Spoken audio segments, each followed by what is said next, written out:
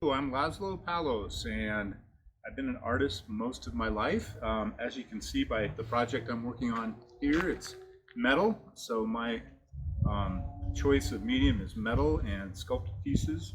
Um, I love to find and repurpose items that have had previous lives as other implements or tools or things, and then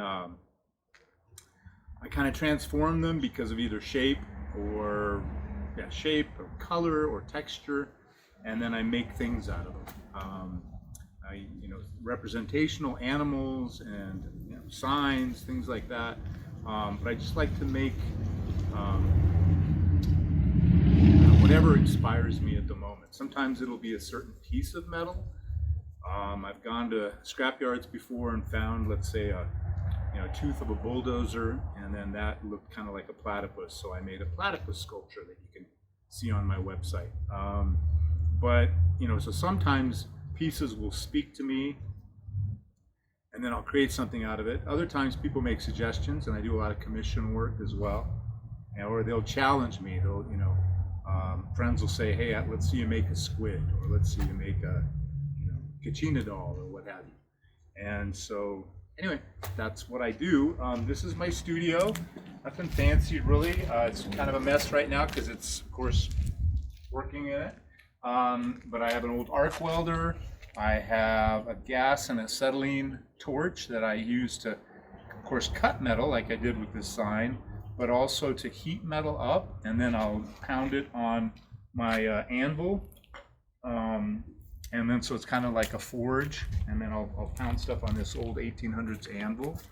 And I have a whole bunch of scrap, and it is a mess, but it inspires me. I'll go through these pieces, I'll lay tables out, and then start to play with the shapes. And like I said, they have old wheels, and I have, my daughters and I will go to, for example, railroad tracks, find railroad spikes.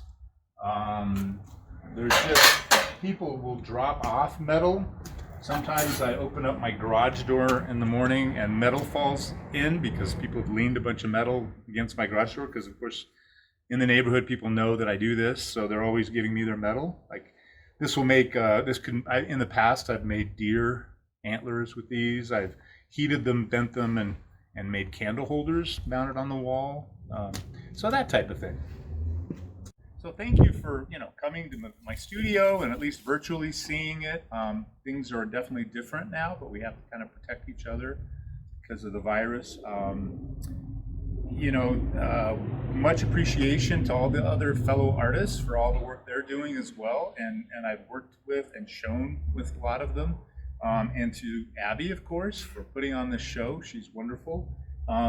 This is an old farm implement that's going to become, I think, a megalodon. They look like megalodon teeth, so I'm going to do a big megalodon jaw with this. But anyway, you guys come to the show virtually or in person, distancing and with masks, of course. And Colorado Springs thanks you, and the artists thank you.